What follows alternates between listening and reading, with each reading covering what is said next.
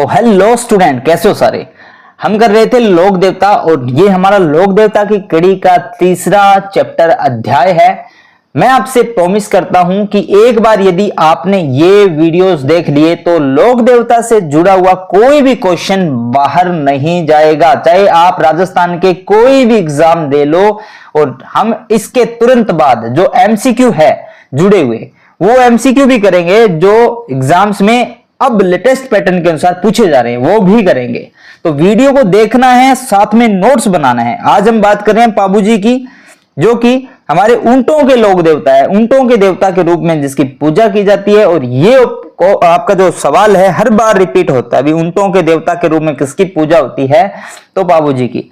पाबू जी की पहले परिचय की बात करते हैं और परिचय के तुरंत बाद में हम जो वृत्तांत घटनाएं हुई है उनकी बात करेंगे।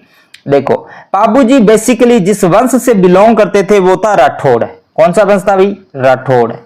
तो इसलिए पाबू जी का जो पूरा नाम है वो है पाबू जी राठौड़। क्या नाम है? पाबू जी राठौड़। साथ साथ में नोट्स बना लो, समझ आ जाएगा। क्या नाम है पूरा? पाबू जी राठौड़। ओके, अब एक बात ध्यान रखो, जो पाबू जी का जन्म है बेसिकली इसमें ना दो स्थान बताए गए हैं कि बाबू जी का जन्म कहां हुआ है। तो दोनों स्थान आपको याद करना है। जो एनसीईआरटी की बुक है वो ही आपका मेन मुख्य पुस्तक मानी जाती है। उसके अनुसार बाबू जी का जो जन्म है वो हुआ था 1239 ईस्वी के अंदर हुआ था। और कोल्लू गांव में हुआ था। कौन सा गांव है? कोल्लू गांव के अंदर हुआ था। इनके पिता का नाम था ना, पिता का नाम वो था धांधल जी राठौड़। क्या नाम था? धांधल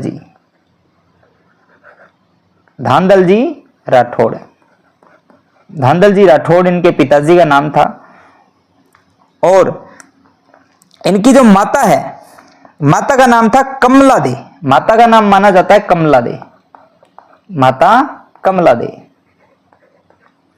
तो ये इनकी माता थी ना कमला दे, ये एक अप्सरा थी, यानी परीलोक से आई हुई एक परी थी, अप्सरा थी, जिन्होंने इनको जन्म दिया था। इसलिए जो पाबू जी हैं इनके पास देवीय शक्तियां थी। क्या थी? देवीय शक्तियां थी। इन्हीं देवीय शक्तियों की वजह से आज इनको लोक देवता के रूप में हमें पूछते हैं। इनकी पत्नी कहां से थी भाई? अमरकोट की इनकी पत्नी थी। अमरकोट जो फिलहाल पाकिस्तान में है। पत्नी का नाम क्या था बताओ? इनकी पत्नी का नाम था सोडी। क्या नाम था? सोडी। ये सूरजमल सोडा की पुत्री थी। किसकी? राजा सूरजमल सोडा की पुत्री। राजा सूरजमल सोडा। अब राजा सूरजमल सोडा था, इसलिए इनकी पत्नी का नाम मिलता है सोडी। क्या मिलता है? सोडी मिलता है भाई। क्या मिलता है? सोडी मिलता है। आई थिंक अब आपको इनके बेसिक के बारे में तो कंफर्म आइडिया हो गया होगा। और ये सोडी कहां से थी भाई? कहां से थी बताओ? ये जो सोडी थी ना वो थी अमरकोट की। कहां की थी? अमरकोट। अमरकोट कहां पर भाई? अमरकोट आपका जैसलमेर के पास जो बॉर्डर लगता है पाकिस्तान में, अमरकोट, वहां पे पाकिस्तान की थी अमरकोट। अमरकोट पहले क्या था? बॉर्डर नहीं था, ऊंटों से डायरेक्ट जाया जा सकता था भाई। इतनी बात समझ में आ गई? यदि आपने लिख लिया तो ठीक है, वरना नोट्स बनाने के लिए आप स्क्रीनशॉट ले लो और आगे बढ़ते हैं। देखो चले जय जी। अब देखो जी, अब जो आपकी सोडी है उसको एक और नाम से जानते हैं कि इनका जो पत्नी का नाम है वो है फूलम दे। क्या नाम है? फूलम दे। अब फूलम दे, राइट, ये नाम भी ध्यान रखना। फूलम दे ये नाम भी आपको ध्यान में रखना है। अब देखो, अब बात करते हैं, जो हमने बात की थी रामदेव जी की जो पत्नी थी वो कहां की थी? वो भी अमरकोट के जो राजा थे दल्यामल सोडा। क्या नाम थे? दल्यामल सोडा, उनकी पुत्री थी भाई। ये ध्यान रख लेना। ये तो थी जो फूलम दे थी, जिसको सोडी बोलते हैं, ये थी सूरजमल जो अमरकोट के क्या थे? राजा थे, उनकी पुत्री थी। और जो है रामदेव जी की जो पुत्री थी ना, पत्नी थी, रामदेव जी की पत्नी, अब ये भी याद रख लो, वैसे तो करवा दिया हमने। वो कहां की थी? वो भी अमरकोट की थी। वो थी दल्यामल सोडा की पुत्री, दल्यामल सोडा, सोडा की पुत्री, ध्यान रख लेना।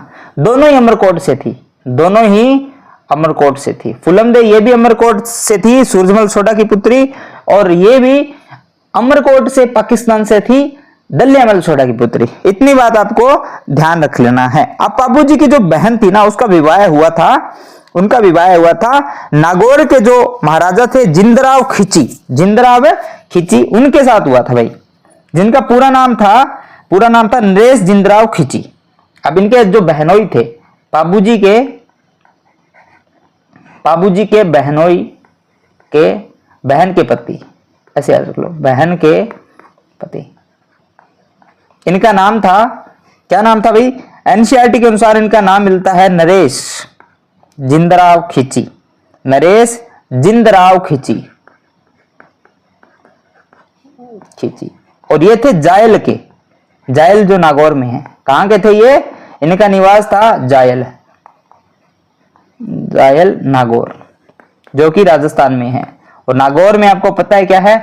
पशु मेला सबसे ज्यादा लगता है, और नागौर की जो मेथी है उसको जीआई टैग मिला है, आपको पता ही है।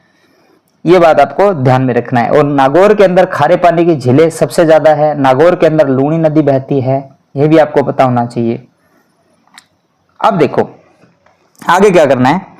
अब देखो जो आपके पाबूजी महाराज है, जो पाबूजी हमारे जो महाराज है, उनके बारे में विशेष बात क्या है कि उनकी पहचान कैसे करेंगे कि ये पाबूजी है। देखो तो पाबूजी की पहले तो पहचान करते हैं, उसके बारे में पूरा हम आगे उनके जो भी डिटेल है उसके बारे में जानेंगे।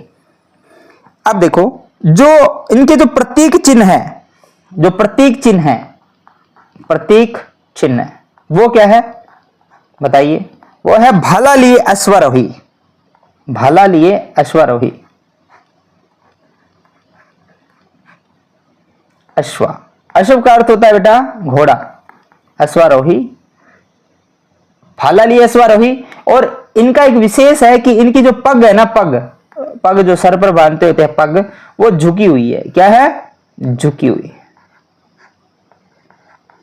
झुकी हुई, पग झुकी हुई है, ये इनका प्रतीक चिन्ह है। देखो इसके बारे में आज तक कोई सवाल तो नहीं आया कि प्रतीक चिन्ह क्या है, लेकिन इनके नाम के बारे में ज्यादा आता है। भी इनको किस नाम से जानते हैं? तो इन्हें ऊंटों के देवता के रूप में पूजते हैं। ऊंट बीमार हो जाते हैं तो पाबूजी की पूजा की जाती है, ऊंटों के देवता। राजस्थान में सर्वप्रथम ऊंट लाने का श्रेय है ना ऊंटों के देवता, वो पाबूजी को जाता है। राजस्थान में सबसे पहले ऊंट लाने का श्रेय किसको जाता है भाई? ये जाता है पाबूजी को। ऊंटों के देवता कौन है आपके? पाबूजी। और राजस्थान में सबसे पहले ऊंट लाने का जो श्रेय है ना वो जाता है पाबूजी को। और एक वृतांत निकल के आता है कि पहले ऊंट के 5 पांव होते थे। क्या होते थे? 5 पांव। और पाबूजी और ऊंटों का 5 पांव की वजह से चलना मुश्किल था, इसलिए पाबूजी ने अपनी चमत्कारी शक्ति से एक पेव जो पांव होता है या पैर होता है उसको क्या अपनी शक्ति से वापस गायब कर दिया। और इसी कारण से जो 5वें पैर के रूप में अवशेष है वो ऊंट के आपको देखने को मिलता है भाई। उसके नीचे आपको 5वें पैर के अवशेष के रूप में मिल जाता है ऊंट के। ये चीज याद रखना। अब जो इनके सहयोगी थे, सहयोगियों के बारे में बात कर लेते हैं। बाबूजी के जो सहयोगी थे यानी जो साथ में रहते थे वो था डेमा जी, चांदा जी। इनके बारे में सवाल आते हैं भाई, ध्यान रख लेना। डेमा जी, इसके बाद में है चांदा जी, मिटा देता हूं चांदा जी, नोट्स बनाओ सुंदर सुंदर। चांदा जी, ये 2 विशेष सहयोगी थे। एक इनका था हरमल, एक इनका था हरमल। विशेष सहयोगी थे डेमा जी और चांदा जी, खासकर इन्हीं के सवाल आते हैं। एक सहयोगी और था जिनका नाम था हरमल। और इनका जो मुख्य मंदिर है, मुख्य मंदिर वो कहां पर है? वो आपका कोल्लू गांव के अंदर है, जिसको कोल्लू मंड भी बोलते हैं। कोल्लू के अंदर, कोल्लू मंड के अंदर इनका क्या है? विशेष इनका मुख्य मंदिर है भाई, मुख्य मंदिर है, ध्यान रख लो। इतनी बात समझ में आई? बताओ और ये कोल्लूगाम है कहां पर, तो वो है फलोदी के अंदर, जो नया जिला बना है अभी अभी, फलोदी। किसके अंदर है, फलोदी के अंदर है आपका कोल्लूगाम, जो पूजा स्थल है वो, ठीक है, तो है। और यहां पर क्या, प्रतिवर्ष इनकी स्मृति में मेला लगता है भाई, क्या लगता है, मेला लगता है। और दूसरी बात है, इनकी जो फड़ है उसका वाचन होता है, उनकी फड़ का वाचन होता है। अब इसके बारे में, इनकी फड़ कैसी है, कैसे कौन वाचन करता है, तो वो हम आगे धीरे धीरे इसकी ओर क्या करते जाएंगे, पढ़ते जाएंगे। बस आप नोट्स बना लो। श्योगी कौन थे, डेमाजी, चांदाजी और हरमल। और इनका जो मुख्य मंदिर है वो है कोल्लू फलोदी के अंदर, कोल्लूमंड के नाम से जिसे जानते होते हैं। और प्रतिवर्ष इनके जो तीर्थ स्थान है, जो कोल्लू मंदिर है, वहां पर क्या लगता है, मंदिर पर मेला लगता है भाई, क्या लगता है, मेला लगता है। और एक बात और, जो पाबूजी थे ना, इनकी जो प्राण थे, जो ये वीर गति को प्राप्त हुए थे, वो भी गायों को बचाने के लिए हुए थे भाई। क्या थे, गायों को बचाने के लिए इन्होंने अपने प्राण त्यागे थे। अब देव चारणी नाम की एक महिला थी, जिनकी गायों को छुड़ाने के लिए, अब किससे छुड़ाया था भाई, तो ये छुड़ाया था उनके जो बहनोई थे नरे जिंदराव खींची, उनसे छुड़ाने के लिए उनको जायल के अंदर वहां पर क्या करना पड़ा था, युद्ध करना पड़ा था। इसी युद्ध के दौरान क्या हुआ था, इनकी क्या हो गई थी, मृत्यु हो गई थी। बाद में इनको लोगों ने पूजना शुरू कर दिया लोक देवता के रूप में, क्योंकि उन्होंने गौरक्षा के लिए अपने प्राण दिए थे और बहुत सारे ऐसे काम किए थे समाज की भलाई के लिए, जिनके कारण इनकी वीर गाथाएं आज भी राजस्थान के अंदर गाई जाती है। चले आगे।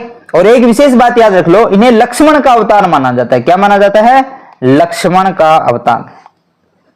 ये बात ध्यान रख लेना, ये क्वेश्चन बहुत बार आता है, लक्ष्मण का अवतार।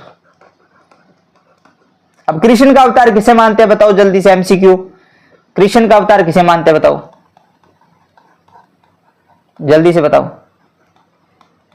तो कृष्ण का अवतार मानते हैं रामदेव जी को। किसको मानते हैं, रामदेव जी को। बलराम का अवतार किसको मानते हैं बताओ, बलराम का अवतार किसको मानते हैं बताओ। ये आप आंसर है वो कमेंट में मेरे को बताओगे। और ये सब कुछ मैंने करवा दिया है, कहां करवाया है, अब से जो 2 वीडियो पहले हमने डाली थी उसमें हमने करवा दिया है, ठीक है। बढ़े आगे, चलो भी आगे बढ़ते हैं। तो बेटा देखो आगे कि पाबूजी के जो भाई थे उनका नाम था बूढ़ो जी। क्या नाम था, बूढ़ो जी, ये याद रखना। और ये कहां के थे, राठौड़ गोत्र के थे और राव सिन्हा के वंशज थे। जो राठौड़ थे ना, वो राव सिन्हा के वंशज थे। राव जो थे सिन्हा, राव सिन्हा, ये राव सिन्हा के जो वंश थे, वंश वो ही है आपका राठौड़ वंश। कौन सा वंश है, राठौड़ वंश। और पाबूजी का जो परिवार था, वंश था, वो राव सिन्हा का वंशज था। किसका वंशज था, राव सिन्हा का वंशज था। अब जब इनका जो मेला है, जो कोल्लूगाम के अंदर लगता है, वो कब लगता है, तो वो लगता है चैत्र अमावस्या को। कब लगता है, चैत्र अमावस्या को, याद रख लेना। ये चैत्र अमावस्या को इनका मेला लगता है। कहां पर लगता है, तो कोल्लूमंड गांव में लगता है, फलोदी के अंदर, कोल्लूमंड के अंदर, कोल्लूमंड गांव के अंदर चैत्र अमावस्या को इनका मेला लगता है। और इनके मेले के अंदर ज्यादातर क्या किया जाता है भाई, पाबूजी की फड़ का वाचन किया जाता है। किसका वाचन किया जाता है, पाबूजी की फड़ का वाचन किया जाता है। और ये सबसे लोकप्रिय आपकी क्या है, फड़ है, पाबूजी की फड़ है। और इस फड़ पर बहुत सारे क्वेश्चन आते हैं, पाबूजी की फड़। अब इसको पढ़ भी बोलते हैं, फड़ भी बोलते हैं, वो अपने हिसाब से आजकल इसको बोलने लगे, लेकिन वास्तव में ये पढ़ है। क्या है, ये पढ़ है। पढ़ मतलब जो वीर गाथाएं होती हैं उनको गाया जाता है। और वीर गाथाओं को क्या है कि एक आपका जो क्या होता है बताओ, फड़ को किस पे उकेरा जाता है, कपड़े पर। फड़ को किस पे उकेरा जाता है, कपड़े पर उतारा जाता है, जहां पर क्या होती है, इमेज होती है, बहुत सारी फोटोज बनाई जाती है और उनको कपड़े पर, उनकी जो फोटो होती है उनमें उनकी वीर गाथाओं के प्रतीक होते हैं, वीर गाथाओं के प्रतीक होते हैं और उन्हीं का वाचन किया जाता है। और इनका जो वाचन होता है वो कौन करते हैं, वो करते हैं भाई नायक जाति के भोपे। क्या करते हैं, नायक जाति के भोपे। अब ये नायक जाति के भोपे होते हैं, पाबूजी की जब फड़ का वाचन करते हैं तो ये ज्यादातर जो बजाते होते हैं वो होते हैं रावण हत्ता। क्या होता है, रावण हत्ता। अब ये रावण हत्ता तत्ववाद है। कौन सा वाद है ये, तत्ववाद है, तार की सहायता से बजाया जाता है। तत्ववाद आपने देखा होगा, ये तत्ववाद है। रावण हत्था तार की सहायता से बजाया जाता है। और बाबूजी की फड़ है, नायक जाति के भोपे बजाते हैं। और जब फड़ का वाचन किया जाता है, ठीक है, तो इसके साथ में एक और होता है, जो माठ होती है। माठ मिट्टी की होती है, और उसके ऊपर ना बकरे की खाल वगैरह ऐसा कुछ लगा करके एक साइड से बंद कर देते होते हैं, फिर उसको पीट पीट के बजाया जाता है। और ये बेसिकली बाबूजी की जब फड़ का वाचन करते होते हैं तो तभी बजाया जाता है। और जब माठ बजाते होते हैं तो उस समय क्या गाए जाते हैं? बाबूजी के पवाड़े गाए जाते हैं, बाबूजी के पवाड़े। और ये बाबूजी के पवाड़े जब फड़ का वाचन होता है ना तभी गाए जाते हैं, बाबूजी के पवाड़े। ध्यान रख लेना, बाबूजी के पवाड़े। अब जब बाबूजी के पवाड़े गाए जाते हैं तो उस समय क्या है कि माठ बजाया जाता है। माठ क्या होता है? एक मिट्टी का बर्तन ही होता है, ऐसे मिट्टी का बर्तन होता है। और इस वाले भाग को क्या है, बकरी की जो चमड़ी होती है, खाल होती है, उससे गढ़ के ऐसे बना दिया जाता है, इससे बना दिया जाता है। और यहां से इसको बजाया जाता है, हाथ से बजाया जाता है। किससे बजाया जाता है? हाथ से धीरे धीरे बजाते होते हैं। ये एक तरीके का घनवाद है। कौन सा घनवाद है? ये घनवाद है। और दूसरा जो आपका अभी मैंने बताया जो रावण हत्था है वो कौन सा? तत्ववाद है। और कई बार है ना सारंगी का उपयोग भी किया जाता है। किसका उपयोग किया जाता है? सारंगी का। अब ये जो सारंगी होती है ये रावण हत्थे की तरह ही होती है, लेकिन इसमें तारों की संख्या ज्यादा होती है। क्या होती है? तारों की संख्या ज्यादा होती है भाई।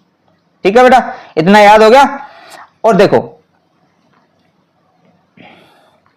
अब जो इसमें बाबूजी की जो फड़ है उसमें क्या होता है, जो कपड़ों की जो क्या होती है, बाबूजी की फड़ होती है, उसमें कपड़े होते हैं ना, कपड़े के ऊपर क्या होता है? चित्रांकन होता है। क्या होता है? कपड़े पर चित्रांकन होता है। और ये चित्रांकन करने का, फड़ बनाने का जो काम करता है ना, वो श्रीलाल जोशी परिवार करता है। श्रीलाल जोशी जो जयपुर का परिवार है भाई, ये फड़ के लिए विश्व प्रसिद्ध है। ठीक है, श्रीलाल जोशी है जो कपड़े की जो फड़ बनाई जाती है उस पर चित्रांकन का काम करता है, ये करते हैं। इनका जो परिवार है वो यही काम करते हैं और ये जयपुर के हैं और ये विश्व प्रसिद्ध है फड़ के लिए।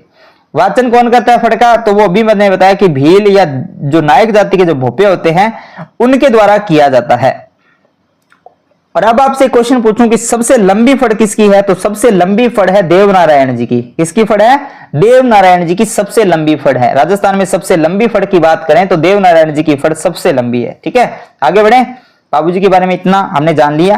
अब देखो बाबूजी को हमने बता दिया कि ये ऊंटों के देवता है। क्या है? ऊंटों के देवता। ये तो आपने लिख लिया तो ठीक है, नहीं लिखा तो कोई दिक्कत नहीं है। ऊंटों के देवता है। दूसरा यह क्या है? राजस्थान में या मारवाड़ में सर्वप्रथम ऊंट लेकर आए थे। और दूसरा क्या है? ये प्लेग रक्षक देवता है। प्लेग रक्षक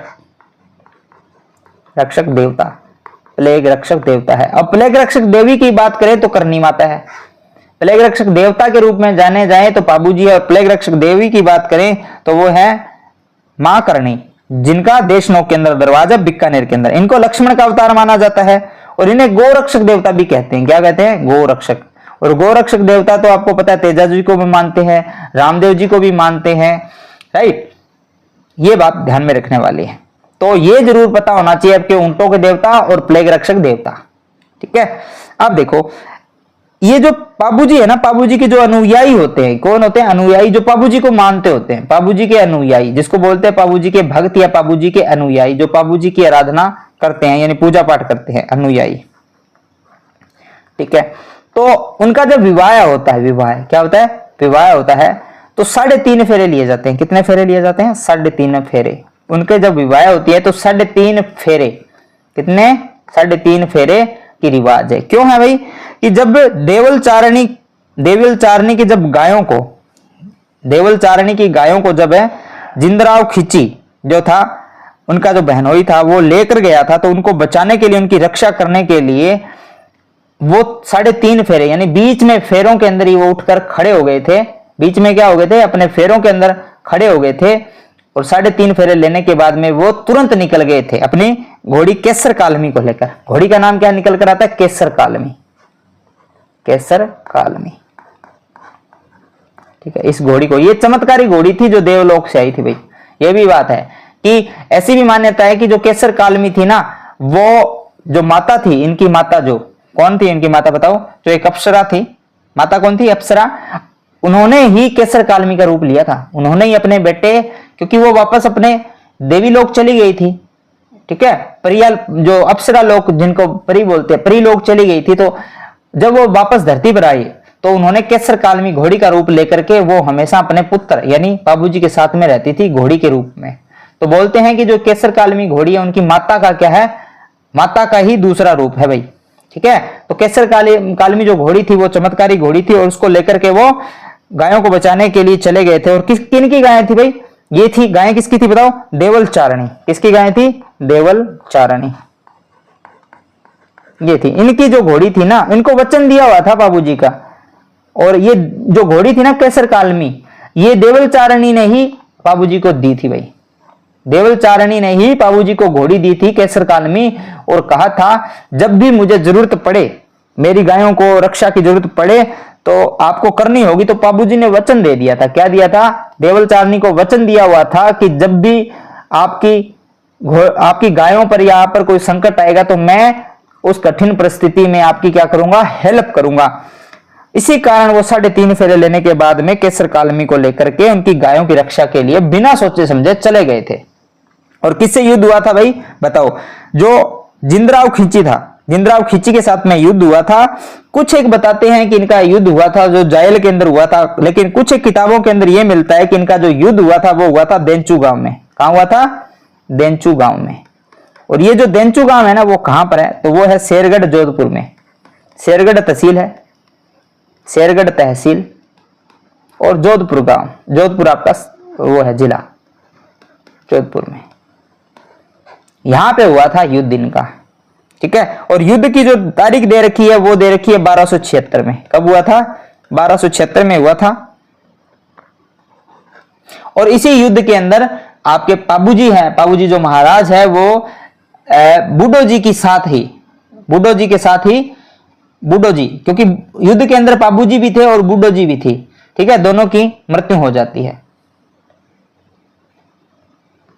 और एक बात और निकल के आती है इसमें बेटा, कि जो बाबूजी की जब मृत्यु की खबर उनकी पत्नी सुनती है, जो फूलमदे थी, तो वो सती हो जाती है, सती हो जाती है। सती यानी सती प्रथा क्या होती पहले, कि पति की मृत्यु के बाद में जो स्त्री होती थी वो तुरंत खुद को जिंदा आग में सौंप देती थी। क्या सौंप देती थी, पहले आग का कुंड ऐसे बना करके उसमें आग जलाते थे बहुत सारे लकड़ों से, फिर उसके अंदर छलांग लगा देते थे, तो उसको बोलते थे सती प्रथा। पहले जो गढ़ होते थे वहां पर जब मुगल सेना आक्रमण करने पहुंचती थी तो वहां की महिलाएं क्या है, अपने आत्म सम्मान के लिए, अपनी संस्कार के लिए, ठीक है, अपनी इज्जत के लिए वो क्या करती थी कि उस कुंड में सारी की सारी महिलाएं क्या हो जाती थी, सती हो जाती थी, ताकि कोई दूसरा मर्द उनके ऊपर हाथ न डाले, ठीक है। ये थी प्रथा, सती प्रथा थी। और लेकिन कुछ कुप्रथाएं भी थी सती प्रथा में, ठीक है। कुछ एक जिसे साका कहा जाता था, जो सती प्रथा थी ना, जो अपने आप स्वेच्छा से किया जाता था, वो कथा साका। लेकिन कुछ एक क्या होते थे, इसमें हमारी कुप्रथाएं भी निकल कर आती थी। जैसे किसी की साधारण तौर पे किसी के पति की मृत्यु हो जाती थी ना, तो गांव के लोग क्या ढोल नगाड़ों के साथ में क्या करते थे, उस महिला को पति के साथ में फूंक देते होते थे। तो ये जो प्रथा थी इसको अंग्रेजों ने बंद करवाया था। किन्होंने बंद करवाया था, अंग्रेजों ने बंद करवाया था। चले, हो गया आज का ये बाबूजी महाराज। और इसको आपको याद करना है, नोट्स बनाना है बढ़िया। और वीडियो समझ में नहीं आई तो 1-2 बार और देखो। मुझे नहीं लगता कि इतना करने के बाद में कोई एक भी क्वेश्चन आपका छूटेगा, ठीक है। जय हिंद।